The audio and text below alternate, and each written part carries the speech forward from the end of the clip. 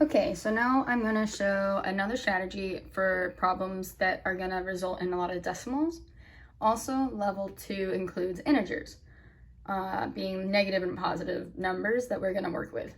So I'm going to do number 5 because it's not one that can be easily done without this new strategy.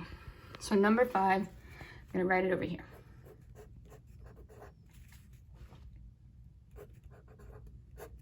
This is definitely something you'll use in high school, so I'm glad that you're taking the time to learn it now. All right, so if I look at this problem, I can try and find this, anything that will give me hints about how to solve for the unknown, x.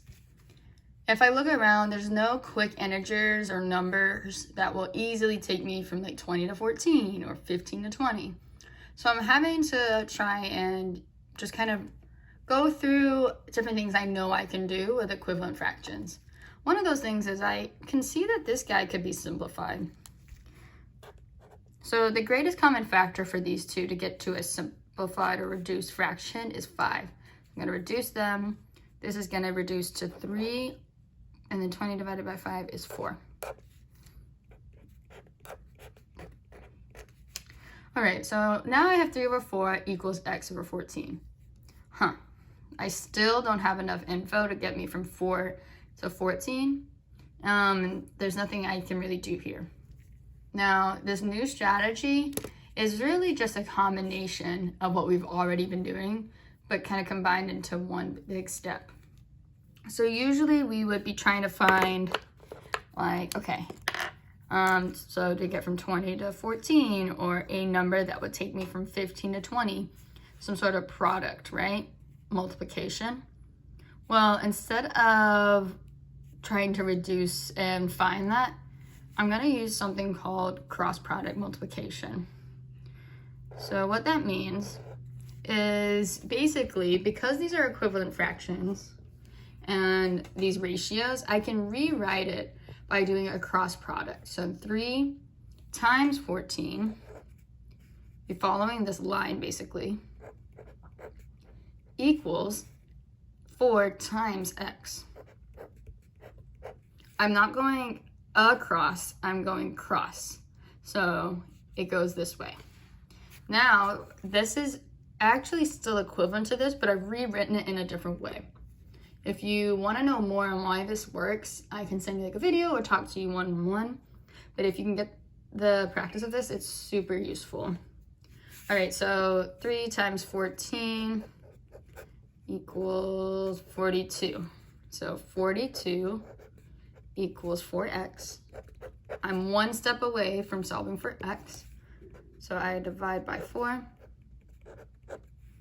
I'm gonna just do the math to the side because I wanna make sure I still know my math facts. Even as a teacher, I was getting a little bit like, wait, how do I do this? When I was doing this on my own. So it's definitely good to keep trying to do this.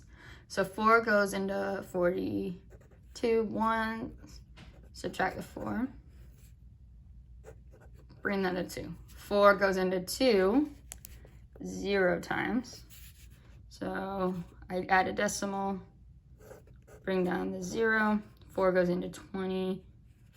Remember, this is a decimal 5 times, minus 20, 0 remainder. So my answer is 10.5.